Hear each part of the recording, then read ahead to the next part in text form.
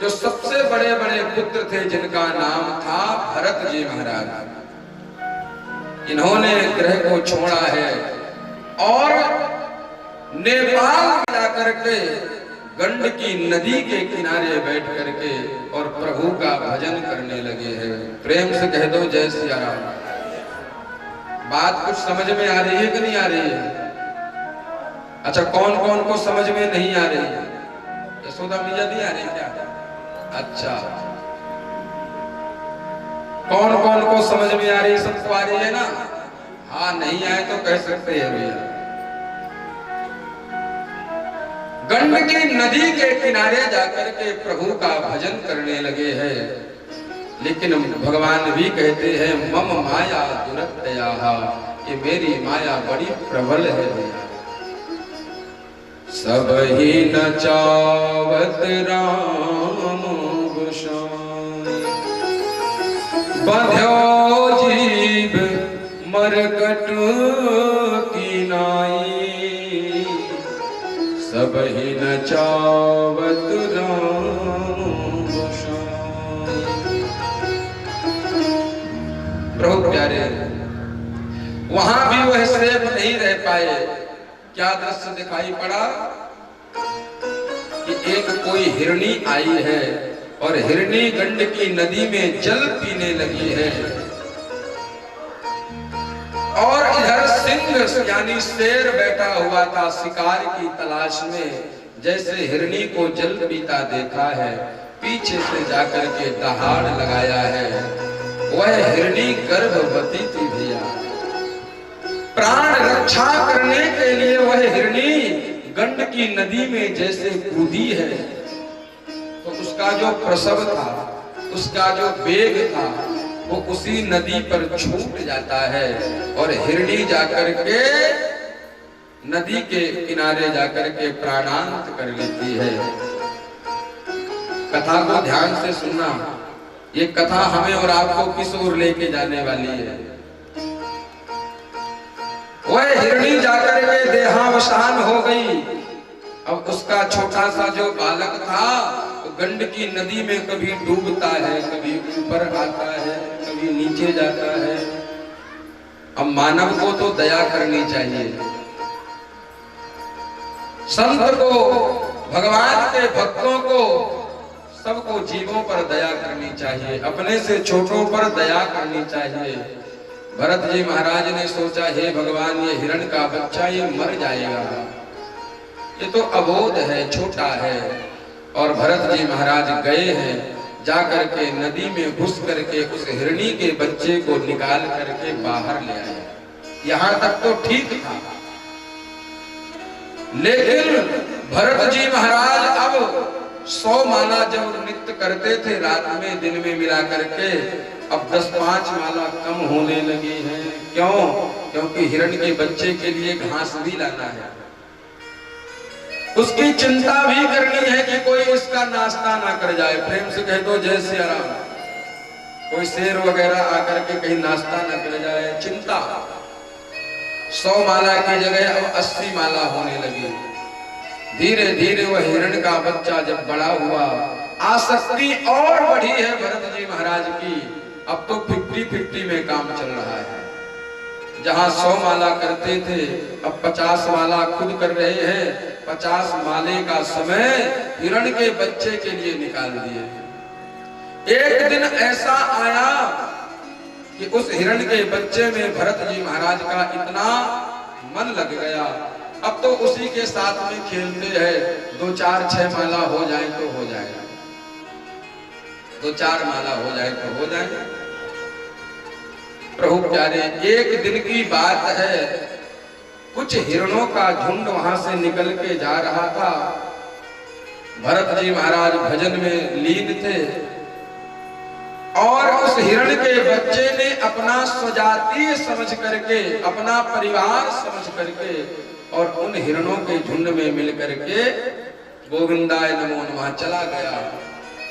भरत जी नेत्र खोलते हैं, जैसे नेत्र खोले हैं तो चिंता करने लगे, हे भगवान, मेरा वो हिरण का अबोध बालक कहाँ गया? कहीं ऐसा तो नहीं कि कोई सिंह उठा करके ले गया। चारों तरफ घूमते हैं, बिलखते हैं, पुकारते हैं, लेकिन वो हिरण का बच्चा चला गया। अब तो उसी का चिंतन करने लगे, हाय वो कैसा होगा, कैसे खा रहा होगा, कैसे पी रहा होगा, कहां होगा, चिंतन करने लगे। और हमारा शास्त्र कहता है कि अंते मति सा गति, अंत के समय में जैसी मति होगी, जिसका चिंतन करेंगे, अगला जन्म हमें वही मिलता है। गोस्वामी बाबा ने तो बता ही दिया है, जन्मो जन्म मुनि जतन कराहि, अंत राम मुख आवत नाहि। अंते मति सा गति। अब अंत का समय भरत जी का आया और हिरण का ही चिंतन करते गए, और हिरण का चिंतन करते करते उन्होंने देह का त्याग किया है। अगला जो जन्म मिला है, सुखदेव जी महाराज कहते हैं, राजा परीक्षित भरत जी को हिरण की योनि प्राप्त हुई। इसलिए ज्यादा चिंतन नहीं करना चाहिए भैया, होगा वही जो राम चिरागा। किसी ने कहा, बोले महाराज जैसे रखे राम जी वैसे रहना चाहिए। क्या? जैसे रखे राम जी वैसे रहना चाहिए। तो मैंने कहा सत्य कह रहे हो? बोला बिल्कुल सत्य कह रहा हूं महाराज, जैसे रखे राम जी वैसे रहना चाहिए। तो मैंने कहा नहीं रहोगे तो क्या कर लोगे राम जी का? बोला कुछ नहीं भैया, क्या कर भी क्या सकते हैं, रहना चाहिए नहीं, रहना ही पड़ेगा भैया। प्रभु प्यारे, हिरण की योनि मिली है, वह धीरे धीरे हिरण बड़ा हुआ। भजन का प्रभाव था उनके ऊपर, हिरण योनि में आ जरूर गए थे, लेकिन भजन के प्रभाव उनके मन में था। एक दिन की बात है, जंगल में आग लगी है, सारे जीव जंतु निकल करके भाग गए हैं, और वह हिरण वहीं पर बैठा रहा, जल करके राख की ढेरी में बदल गया है।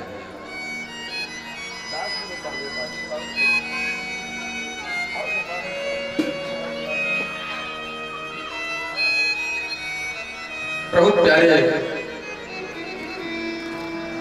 हिरण का संपूर्ण शरीर जल करके राख हुआ है। भजन के प्रभाव से फिर से भरत जी महाराज को एक और जन्म मिला है, अंगिरस गोत्रीय ब्राह्मण के परिवार में, और फिर से उनका नाम पड़ गया है भरत जी महाराज। अब भरत जी महाराज ने नोट कर लिया कि उस हिरण के बच्चे में आसक्ति होने के कारण मुझे 2 जन्म लग गए, अब मुझे किसी से प्रेम नहीं करना, कछु लेना न देना, मगन रहना, कि 5 तत्व का बना पिंजड़ा। अब किसी से कोई लेना न देना। मानो भरत जी के डिक्शनरी में उन्होंने लिख लिया यस और नो, ये तो उनके जीवन में था ही नहीं। प्रेम से कह दो जय सिया राम। समझ में आ रही है ना बात? कोई कहता है चलो चल पड़ते, कोई कहता बैठ जाओ बैठ जाते, कोई कहता कुछ खा लो खाने लग जाते। प्रभु प्यारे, घर के उनके भाइयों ने कहा कि बोले भरत जाओ, खेत में चिड़िया हैं, वो सब फसल खाए ले रही है, जा करके उनको भगा करके आना।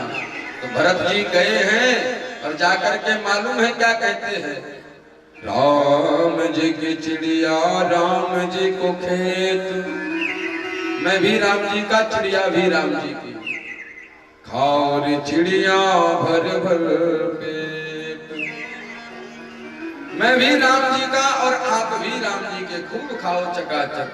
पड़ोसियों ने जाकर के कहा, बोले महाराज चिड़िया भगाने की बजाय वो तो उल्टा भगा रहा है। बोले अच्छा। और जब उनके भाई फसल काट करके बीज निकालते थे तो पड़ोसियों से डबल बीज निकलता था। प्रेम से कह दो जय सिया राम। चिड़ी चोंच भर ले गई घटो न सरिता नीर, दान किए धन ना घटे कह गए दास कबीर। बहुत प्यारे। उनके भाइयों ने कहा बेटा जाओ अब धान लगाने का समय आ रहा है, खेत में मेढ़ बना देना। तो वो गए हैं मेढ़ बनाने के लिए। मेढ़ तो बनाया नहीं, एक ही जगह पर कुआं खोद दिया। प्रेम से कह दो जय सिया राम।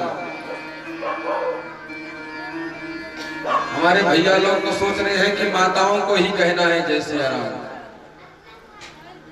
प्रेम से कह दो सीताराम। पक्षपात खूब कर लो आप लोग, अपने की जोर से जय लगाना। प्रेम से कह दो राजा राजे। बहुत पक्षपात चल रहा है। ये राम जी का क्षेत्र है तो राम जी की बारी बहुत ज्यादा। प्रभु प्यारे उल्टा चलते हैं, नाम पड़ गया उनका। जड़ है तो बहुत बड़ा, नाम पड़ गया जड़ भरत। जड़ भरत नाम पड़ा है, उन्हें घर से निकाल दिया है।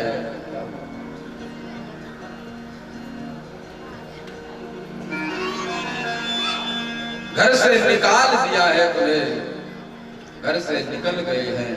हाथ पे तकिया लगा करके विश्राम कर रहे हैं। प्रभु प्यारे एक हिरण के कारण भरत धरी दो देह, तुलसी उनकी कहा गति जिनके नाना ने है। एक हिरण के बच्चे पर आसक्ति के कारण भरत को 3 जन्म लग गए। और हमारी और आपकी क्या गति होने वाली है भैया? प्रेम से कह दो जय सिया राम। बेटा पर भी आसक्ति है, बेटी पर, गाय बैल सब पर आसक्ति है। हमारी आपकी क्या गति होने वाली है? ये तो राम ही मालिक है भैया। एक रघुवन नाम के राजा आए हैं गुरु बनाने के लिए, पालकी लेकर के आए हैं। और उनके एक कहार का स्वास्थ्य बिगड़ जाता है। भरत जी महाराज वहां पर लेटे थे। भरत जी महाराज से कहा, बोले चलो। चल पड़े, पालकी पकड़ लो। पकड़ लिए और चलने लगे। अब जड़ भरत जी महाराज जब चलते हैं तो कोई कीड़ी न दब जाए, कोई चींटी न दब जाए। कभी रघुगण का सर पालकी में जाकर के लगता है। रघुगण ने कहा कि ये ठीक से चलो, नहीं मैं तुम्हें दंड दूंगा। 3 कहारों ने कहा, बोले महाराज हम तो ठीक से चल रहे हैं, जो नया कहार आया है ना ये बहुत गड़बड़ी कर रहा है, बहुत गड़बड़ी कर रहा है। प्रभु प्यारे, रघुगण कहता है ढंग से चलो, नहीं मैं चिकित्सा करो भी मैं तुम्हें दंड दूंगा। अब तक जड़ भरत जी बोले नहीं थे, यहाँ से जड़ भरत जी ने बोलना प्रारंभ किया है। क्या बोला है कि हे राजन, तुम कौन से शरीर को क्या कष्ट दोगे? शरीर भी 3 प्रकार का होता है। शरीर कितने प्रकार का होता है? 3 प्रकार का। अब आप लोग सोच रहे होंगे महाराज हम पाप कर रहे हैं, कौन देख रहा है? स्थूल शरीर, सूक्ष्म शरीर और कारण शरीर। ये हम जो बैठे हैं ये कौन सा शरीर है? ये स्थूल शरीर है।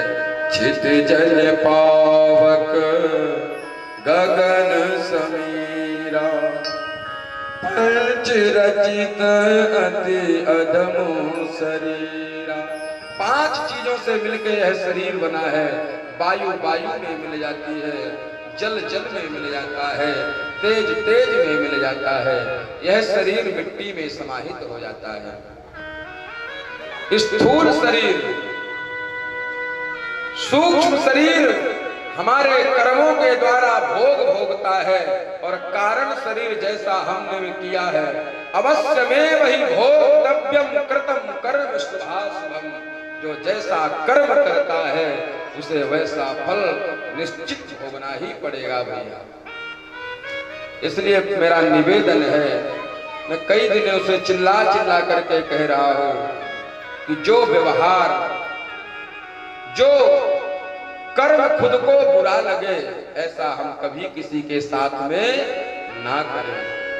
यदि अपशब्द सुनना हमें बुरा लगता है तो हम भी आज संकल्प लें कि हम भी कभी किसी को अपशब्द नहीं बोलेंगे। यदि गाली कोई हमें देता है तो अच्छी नहीं लगती तो हम भी संकल्प लें कि हम भी किसी को गाली नहीं देंगे। लेकिन आप लोग तो कहते हैं कि अरे एक गाली तूने दिया, मैं जब तक 4 नहीं दे लूंगा जब तक मुझे चैन नहीं पड़ेगा। प्रेम से कह दो जय सिया राम। अच्छा, कोई गाली देता है बाबूजी और हम शांत बैठ जाते हैं ना, तो गाली उसी के पास रह जाती है। जब हम उसको भी दे दिए तो उसकी हमारे पास आ गई। इसलिए हमें कभी भी अपशब्द नहीं बोलना चाहिए। रहुगण राजा को यहाँ पर उन्होंने बड़ा सुंदर उपदेश दिया है। हे राजा, तुम कौन से शरीर को दंड दोगे? गेहूं को पीस करके आटा बना दोगे, आटा को पीस करके मैदा बना दोगे, लेकिन मैदे को पीस के क्या बनाओगे राजा? आत्मा तो नित्य है, अजर है, अमर है, अविनाशी है, शरीर तो नश्वर है, तुम किसको दंड दोगे? ओ प्यारे, बड़े अद्भुत यहाँ पर ज्ञान की चर्चा करी है उन्होंने। तब आज रहुगण आज हाथ जोड़ करके कहने लगा कि हे प्रभु, आप कौन हो? कहीं आप दुर्वासा तो नहीं, कहीं आप त्वष्टा ऋषि तो नहीं, कहीं आप मानधाता तो नहीं, आप कहीं नारायण ही वेश बदल करके तो नहीं आ गए? कौन हो? भागवत में बड़ा सुंदर उन्होंने प्रणाम किया है जड़ भरत जी को कि नमो नमः कारण विग्रहाय स्वरूप तुच्छे कृत विग्रहाय कि नमो बधूत द्विज बंधुलिंगो निगूढ़ नित्यानुभवा।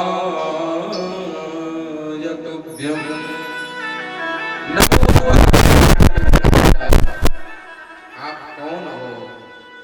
कहीं आप हमें ज्ञान देने के लिए नारायण ही तो नहीं आ गए हैं? इस प्रकार से इन्होंने यह पावन प्रसंग श्रवण कराया। इस प्रसंग से हमें क्या सीखना है?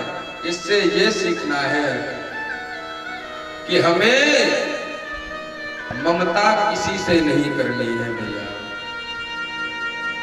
क्यों? क्योंकि ममता बंधन में बांधती है, और हमें जो प्रेम है वो हमें बंधनों से मुक्त करता है। आजकल लोग प्रेम और प्यार ये 2 शब्द हैं। जहां पर प्रेम है वहां पर त्याग है भैया, त्याग। जहां पर प्रेम है वहां पर लेने की भावना नहीं है, वहां पर तो सदैव देने की भावना होती है। और जहां पर प्रेम प्यार है, प्यार तो टूट जाता है। हमारे बाबूजी की यहाँ कथा सुनने आए, कोई 1 किलो पेड़ा लेकर के आए और बाबूजी जाए तो खाली हाथ चले। अरे भैया, हम तो इनके यहाँ ये लेके गए और ये खाली हाथ आ गए, हमारा इनका प्रेम प्यार नहीं चल पाएगा। जहां प्यार है वहां पर स्वार्थ है, और प्रेम जहां पर है वहां पर बंधन से मुक्ति मिलती है। प्रेम करना चाहिए नारायण से और प्यार करना चाहिए जगत से, लेकिन गड़बड़ी चल रही है। हम लोग प्यार करते हैं नारायण से, प्रेम करते हैं संसार में, इसीलिए मानव दुखी रहता है। प्रभु प्यारे, बड़ा पावन प्रसंग उन्होंने श्रवण कराया है। आगे चल करके इन भरत के प्रभाव से ही इस देश का नाम भारत पड़ा है। प्रेम से कह दो जय सिया राम। एक बार थोड़ा मुस्कुराते हुए कह देंगे सीताराम। हाँ, सीधे बैठ करके भी कह सकते हैं राधे श्याम। प्रभु प्यारे, तीन भरत के कारण इस देश का नाम भारत पड़ा है। पहले इस देश का नाम क्या था? आर्यावर्त नहीं बेटा, अजनाब खंड नाम था इसका। आर्यावर्तिक देशांतर्गते पुण्य प्रदेशे आर्यावर्त प्रदेशे। तीन भरत के प्रभाव से ही इस देश का नाम भारत पड़ा है। कौन कौन से भरत? राम जी के छोटे भाई भरत, उनके त्याग के कारण। भरत जैसा कोई त्यागी नहीं है भैया। दूसरा, शकुंतला नंदन जो उनके पुत्र हैं भरत, जिन्होंने सिंह के मुख को खोल करके दांत को गिन लिया था। ऐसा पराक्रम, ऐसा अद्भुत बल उनके अंदर। यह भारत देश जम्बूद्वीप में है, आर्यावर्त के निकट। प्रभु प्यारे, और तीसरे जो भरत हुए हैं ऋषभ देव जी के जो पुत्र हैं, जिनका नाम जड़ भरत है। इन तीन भरत के प्रभाव से इस देश का नाम भारत पड़ा है। धन्यो भारत देशः, सारे देशों में श्रेष्ठ देश है भारत। भारत को ही माँ कहा जाता है भैया। प्रेम से कह दो जय सिया राम। और माँ ही एक ऐसा शब्द है जिसको कहने से पूरा मुख खुलता है। सबका कोई ना कोई पर्यायवाची है, लेकिन माँ का कोई पर्यायवाची होता ही नहीं भैया। आगे चल करके 28 प्रकार के नरकों का भी वर्णन मिलता है भागवत में। 5वें अध्याय के 26वें अध्याय से लेकर के और 28वें अध्याय तक नरकों का वर्णन मिलता है। 28 प्रकार के नरक हैं। और यहाँ सरोवरपुर में कोई ऐसा भक्त नहीं है जो नरक की ओर जाने का काम कर रहा हो। इसलिए नरकों की कथा को क्या सुनना है? सुनना है? नहीं सुनना भैया, कह रहे बिल्कुल नहीं सुनना। यहाँ तो भगवान के लाडले भक्त हैं, नरक रहने वाले थोड़ी जाने वाले। रौरवः महारौरव कुंभी पाक काल तामिश्र, नरकों के नाम है। कुंभी पाक, जो किसी के धन को अकारण हड़पना चाहता है, जो लेकर के नहीं लेने की भावना, उसे कुंभी पाक नाम के नरक की यातना करनी पड़ती है। जो किसी को कुदृष्टि से देखता है, चाहे वह स्त्री हो या पुरुष, उन्हें काल तामिश्र नाम के नरक की यातना करनी पड़ती है। इसलिए जीवन में कम खा लेना भैया, लेकिन किसी का लेकर के पचाने की मत सोचना। नहीं, अगला जन्म गधे और बैल का तैयार धरा है। प्रेम से कह दो जय सिया राम।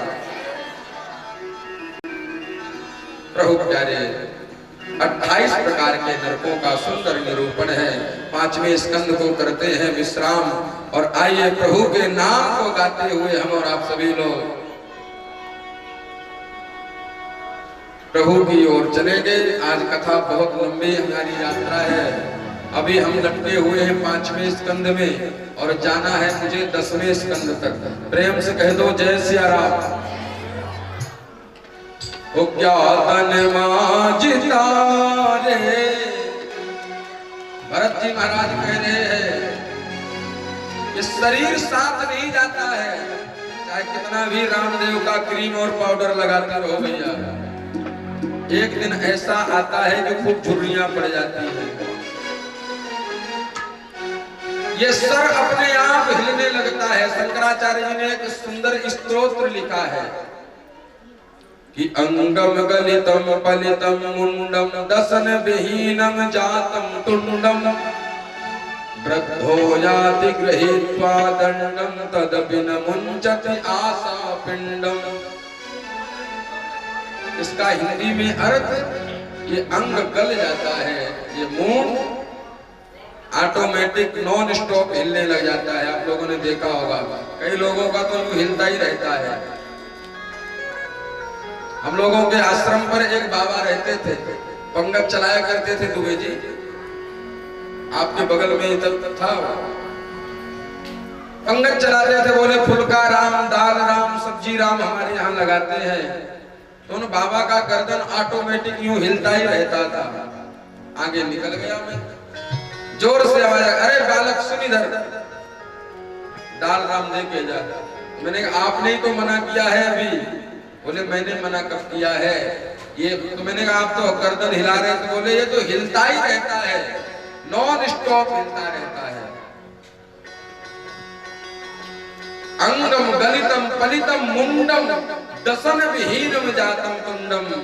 आंख से दिखाई कम होने लगता है, कान से सुनाई भी कम देने लगता है। इसलिए अंत में वृद्धो याति गृहीत्वा दंडम, बुढ़ापा आ जाता है और दंड का सहारा लेकर के चलते हैं। तदपि न मुंचति आशा पिंडम, फिर भी आशा नहीं जाती है भैया। इसलिए क्या कहेंगे कि क्या तन मांझता रे, एक दिन माटी में मिल जाना। क्या मांझता रे, एक दिन माटी में मिल जाना। क्या तन मांझता रे, एक दिन माटी में मिल जाना। क्या तन मांझता रे, एक दिन माटी में मिल जाना। माटी में मिल जाना ये तन हो, माटी में मिल जाना एक दिन। माटी में मिल जाना। क्या तन मांझता रे, एक दिन माटी में मिल जाना। क्या तन मांझता रे, एक दिन माटी में मिल जाना। और हाथ से तालियों की सेवा करते हुए हरि बोल।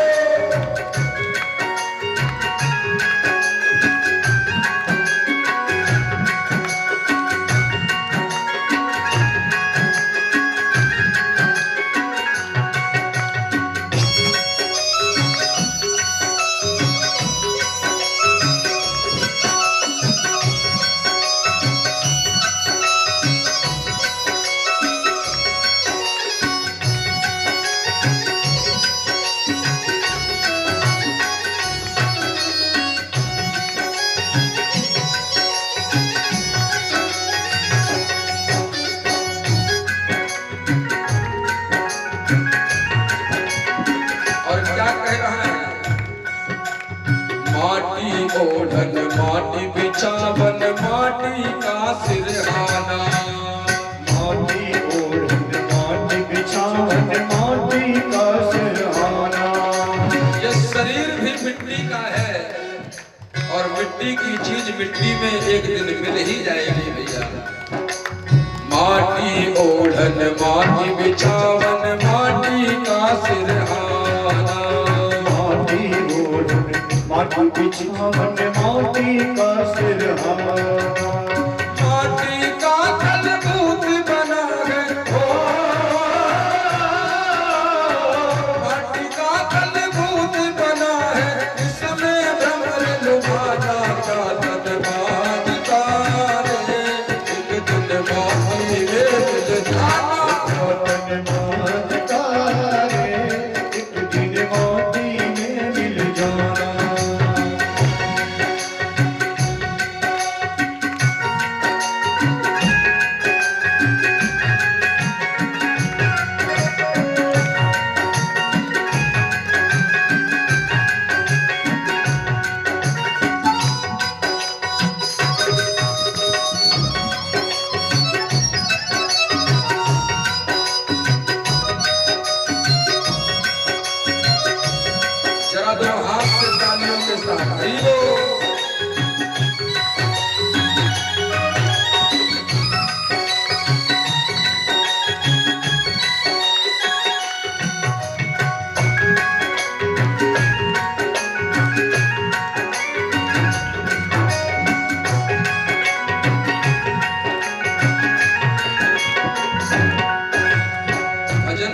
मार्मिक है, शब्दों की ओर ध्यान देंगे तो समझ में आएगा। मात पिता की सेवा करना, हर से ध्यान लगाना। मात पिता की सेवा करना, हर से ध्यान लगाना। मात पिता की सेवा करना, हर से ध्यान लगाना। मात पिता की सेवा करना, हर से ध्यान लगाना। सत्य वचन और नहीं दीनता, सत्य वचन और नहीं दीनता। सत्य वचन और नहीं दीनता। सबको सुख पहुंचाना, क्या धन्यवाद तारे। एक दिन में मिल जाना, क्या धन्यवाद तारे। एक दिन माटी में मिल जाना। माटी में मिल जाना ये तन हो। माटी में मिल जाना ये तन, माटी में मिल जाना, क्या धन्यवाद तारे। एक दिन माटी में मिल जाना। क्या धन्यवाद तारे। एक दिन माटी में मिल जाना।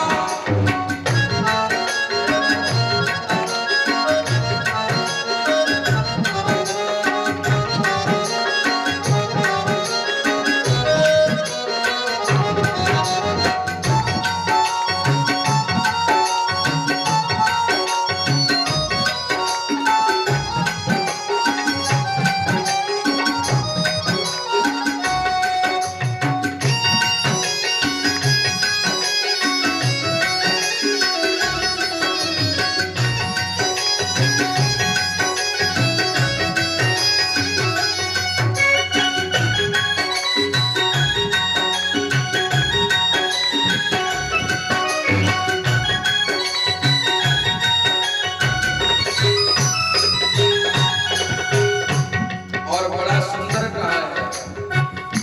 एक दिन वो होता है कि बालक जन्म लेता है, धीरे धीरे पिता की माता की उंगली को पकड़ करके चलना सीखता है।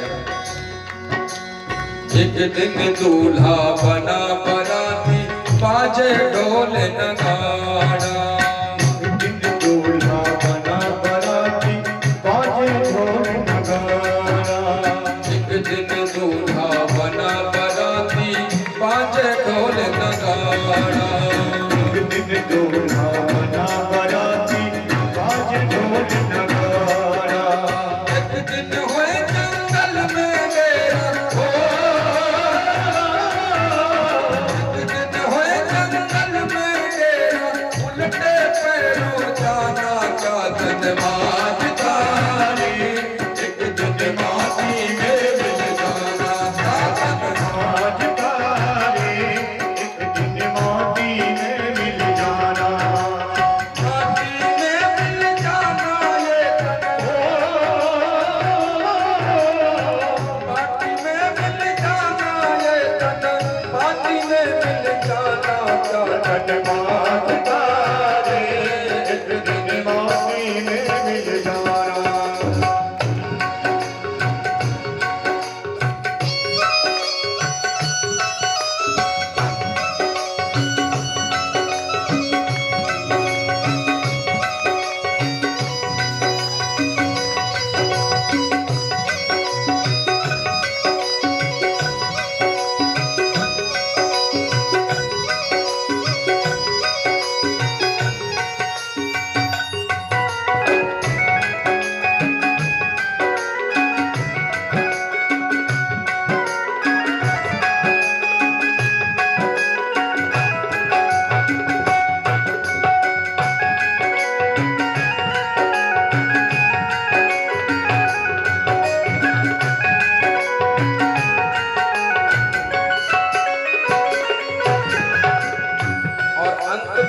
सुंदर कह रहे हैं, ये भजन का सार है, ये निचोड़ है भजन का। हरि